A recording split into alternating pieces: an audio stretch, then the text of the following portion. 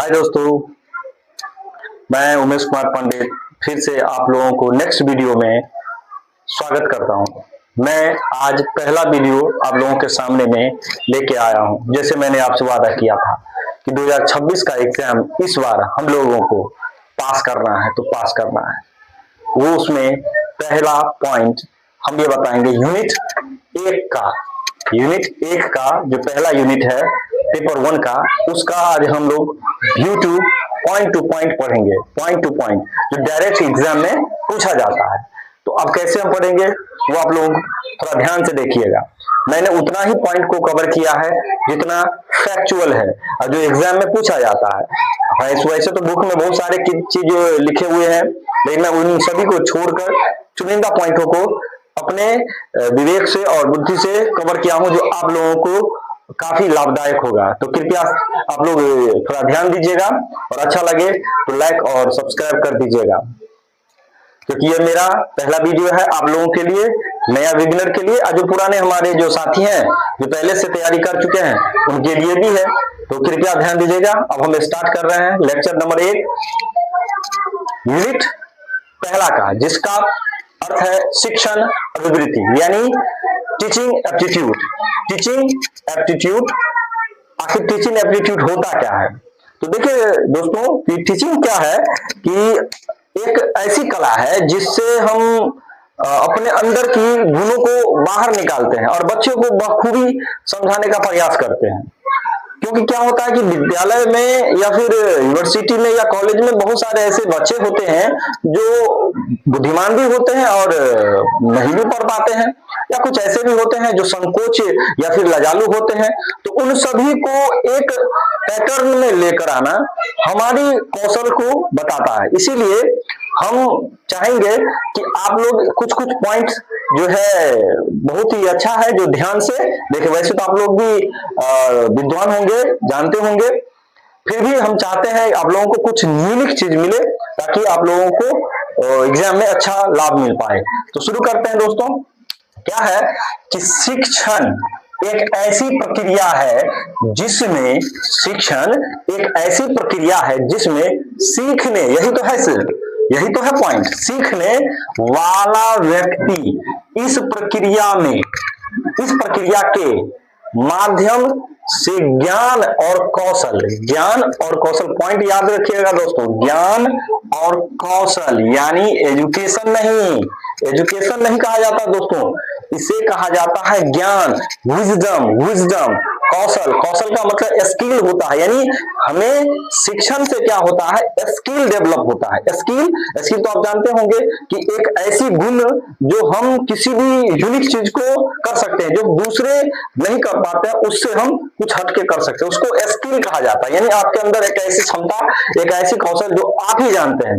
लोग क्या होता है कि दोस्तों कि बहुत लोग ऐसे भी होते हैं जिन्हें स्किल तो मालूम, अंदर में स्किल होते हैं लेकिन पता नहीं होता कि स्किल क्या होता है।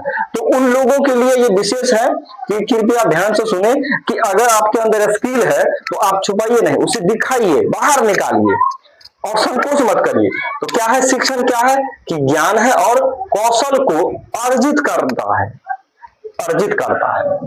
और अपने लक्ष्यों को प्राप्त करना। यही तो पॉइंट है दोस्तों, लक्ष्यों को, यानी एम्बिशन, एम, गोल। आपका क्या लक्ष्य है, आपका क्या गोल है, उनको ये अचीव करता है।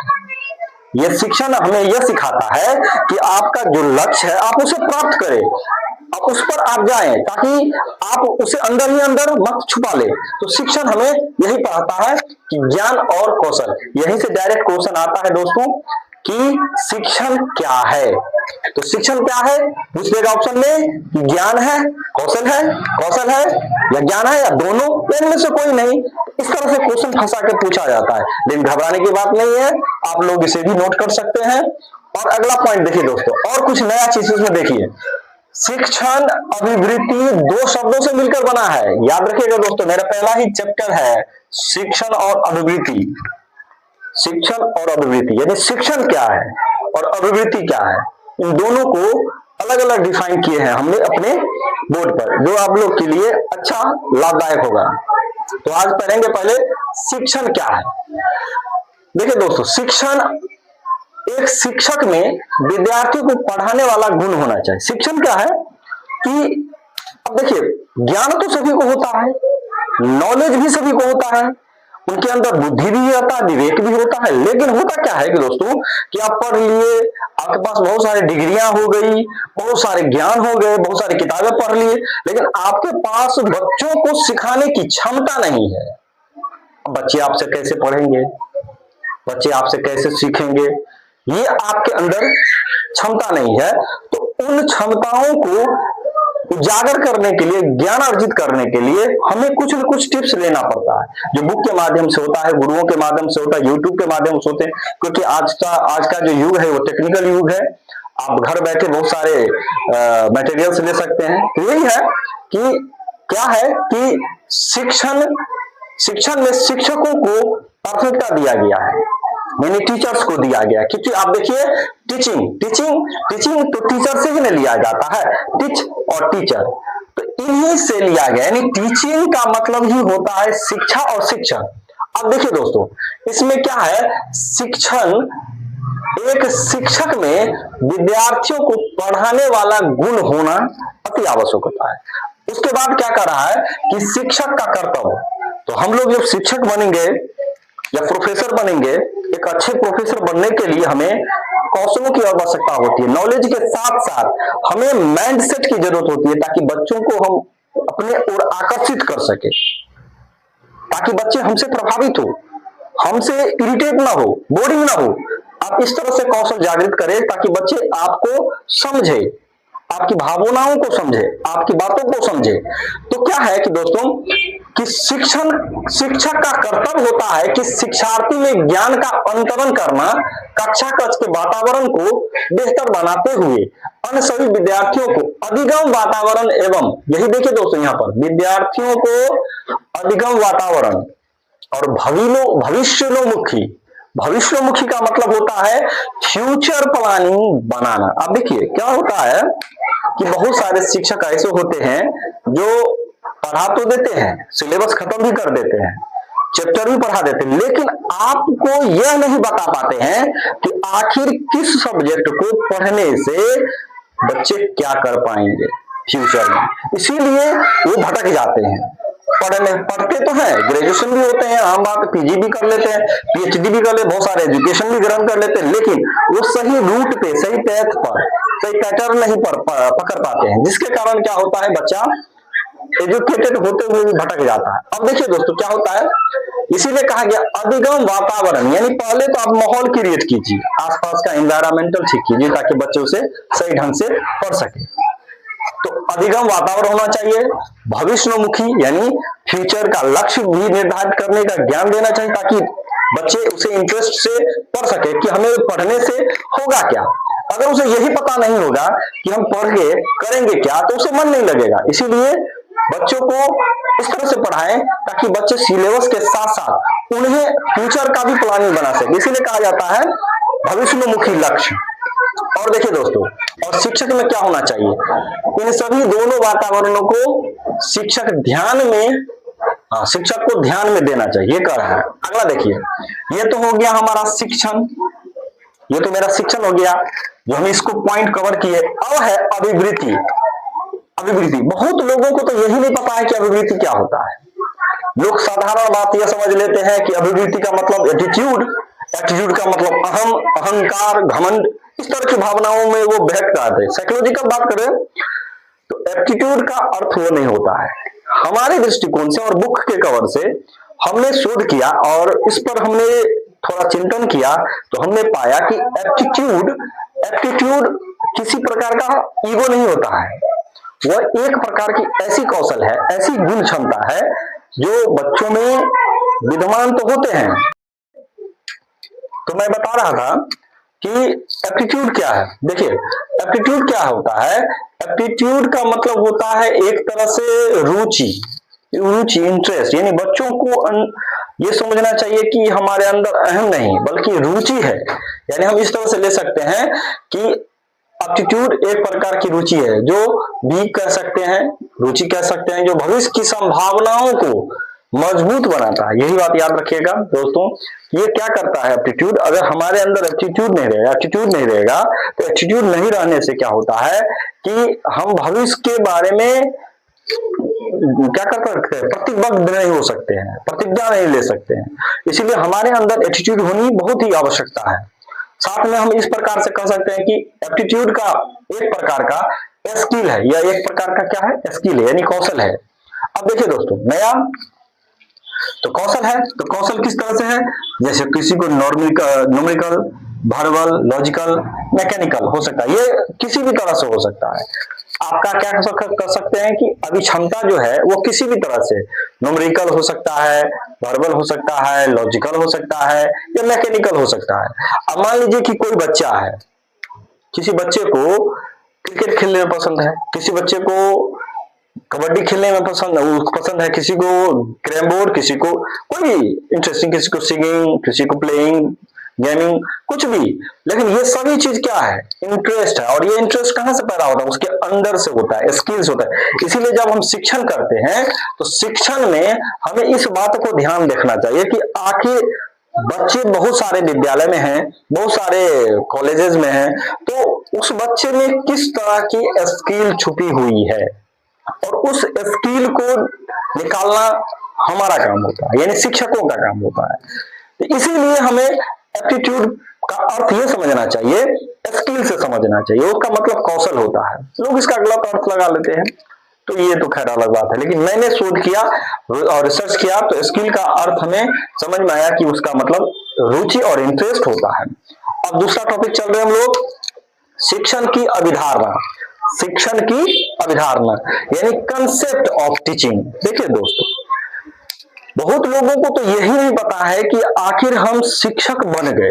अभी हाल ही में आप देखे होंगे कि बहुत सारे शिक्षक लोग बिहार में बहाल हुए हैं, तो बहुत सारे शिक्षकों में इस तरह की भावनाएं हैं कि नौकरी तो ले लिए, लेकिन उन्हें पढ़ाने का एक जो तरीका है, बच्चे लोगों को समझाने का, शायद वो विकसित अभी तक नहीं हुआ है। तो हम रिक्वेस्ट करेंगे वैसे शिक्षकगण से जो कृपया अपने ऊपर भी कुछ रिसर्च करें और उन्हें सुधारने की कोशिश करें, ताकि बच्चे आपसे प्रभावित हो और बच्चे भी सीखे। तो आज हम वो बात बताने जा रहे हैं इसमें ही, क्योंकि बुक में भी दिया गया है कि शिक्षण की अवधारणाएं यानी कंसेप्ट।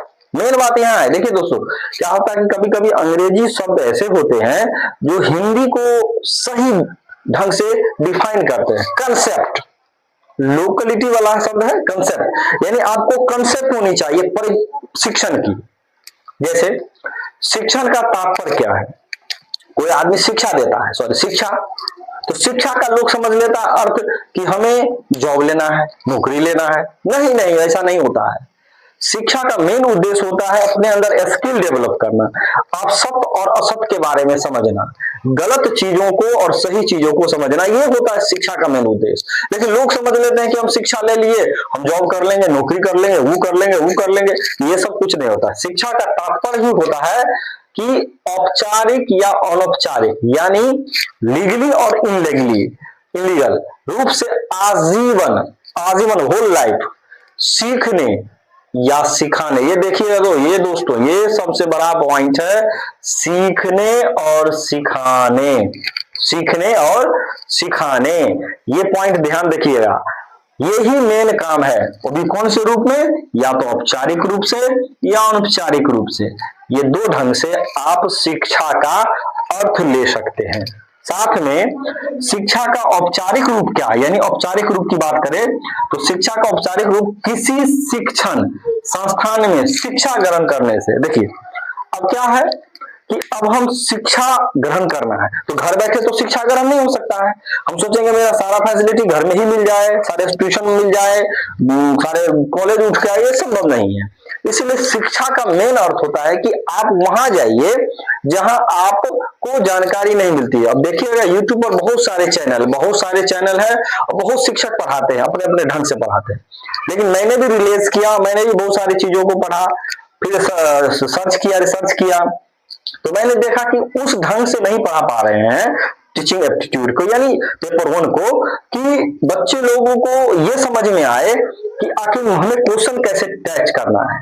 अब जहां तक बात रहे जॉब की, तो जॉब अलग चीज है, हम आपको सिर्फ ज्ञान की बात बता रहे हैं, शिक्षा की वो बात बता रहे हैं जिससे आप ज्ञान भी ले सकते हैं और साथ में उसका यूटिलाइज अपने जीवन में कर सकते हैं। और एक बात तो सत्य है कि अगर ज्ञान है तो पीछे पीछे आपको क्या कहते हैं, जॉब भी आ जाएगा। तो इसीलिए कह रहे हैं कि पहले ज्ञान अर्जन कीजिए, उसके बाद आप जॉब के बारे में सोचिएगा। तो ज्ञान की बात कर रहे हैं अभी। तो शिक्षा का मेन अर्थ क्या होता है औपचारिक, कि किसी भी संस्था में जाके, घर बैठे नहीं, किसी संस्था में, कोचिंग में, या फिर यूट्यूब से जैसे हम पढ़ा रहे हैं, या और भी सारे चैनल है। तो मैं ये नहीं कहता हूं कि आप मुझसे ही पढ़िए, आपको जो अच्छा लगता है, जो लगता है कि नहीं ये शिक्षक अच्छे ढंग से पढ़ाते हैं, उनका वीडियो अब लेकर आप पढ़िए, अब समझिए बात को। तो शिक्षा का मेन उद्देश्य औपचारिक उद्देश्य, ध्यान रखिएगा दोस्तों, यहाँ औपचारिक की बात कर रहे हैं हम। औपचारिक उद्देश्य शिक्षण संस्थान में शिक्षा ग्रहण करने से है। साथ में वर्तमान की बात कर रहे हैं, अभी की बात करें, यही चीज तो बता रहे हैं, यूनिक चीज। बहुत सारे टीचर ऐसे हैं जो यूनिक नहीं बताते हैं, सीधे कंसेप्ट उठा लेते हैं और डाल देते हैं और उसे पढ़ाते हैं। लेकिन मैंने खुद से स्टडी किया और नोट्स बनाकर आप लोगों के साथ में प्रेजेंट किया है। अब दोस्त, आप लोगों को जो अच्छा लगे प्लीज कमेंट करिएगा और हमें मोटिवेट करिएगा, ताकि हम अच्छे से अच्छे कंसेप्ट आपके साथ आपके लिए ला सके। तो देखिए दोस्तों, प्रेजेंट की बात कर रहे हैं, वर्तमान में शिक्षा का क्या उद्देश्य है। वर्तमान में शिक्षा का उद्देश्य विद्यार्थियों में अधिगम को उत्पन्न करके सिखाना होता है, न कि बलपूर्वक ध्यान रखिएगा दोस्तों, बलपूर्वक ज्ञान उसके मस्तिष्क में बिठाना होता है। ये ध्यान रखिएगा पॉइंट। देखिए दोस्तों, अभी शिक्षा का नियमावली 2020 आया है, शिक्षा नियमावली, उसमें बताया गया है कि बच्चों लोगों को आप जबरदस्ती नहीं पढ़ा सकते हैं, बच्चे लोगों को आप फोर्स करके नहीं पढ़ा सकते हैं, पीट के नहीं पढ़ा सकते, मार के नहीं पढ़ा सकते हैं। अब क्यों कहेंगे सर, इस तरह से ऐसा नहीं होना चाहिए, बच्चे लोग में इस तरह की भावना अगर डर पैदा हो जाएगी तो वो पढ़ नहीं पाते हैं सरकार के दृष्टिकोण से। लेकिन हम ये कहेंगे कि पढ़ाना और संस्कार देना एक अलग चीज है। पढ़ाने का बात जो है वो फोर्स से नहीं होता है, किसी को प्रेशर देकर पढ़ा नहीं सकते, उसे इंटरेस्ट पैदा करके, ये तो बोल रहे हैं आपको बार बार कि इंटरेस्ट पैदा करके, रुचि यानी एटीट्यूड जब तक उसके अंदर पैदा नहीं होगा वो पढ़ नहीं पाएगा। तो क्या है कि वर्तमान जो शिक्षा प्रणाली है 2020 की बात कर रहे हैं, 2020 शिक्षा प्रणाली में इस अधिनियम में बताया गया कि बच्चों को अधिगम यानी शिक्षा, अधिगम मतलब सिखाना, अधिगम का मतलब होता है सिखाना, वो उत्पन्न करने के लिए आप उसे न ही बलपूर्वक पढ़ा सकते हैं, फोर्स करके नहीं, और न ही मस्तिष्क में बिठा सकते हैं। लेकिन आजकल क्या होता है कि बच्चों को जबरदस्ती पढ़ाना पड़ता है, पढ़ाया जाता है, क्लास में बैठाया नहीं। बच्चे को अगर मन नहीं है तो उसे इस तरह से इंटरेस्ट पैदा कीजिए ताकि बच्चे को मन लगे। ठीक है, अब मैं आप ये लोग नोट कर लीजिए, हम थोड़ा देर के लिए हट जाते हैं।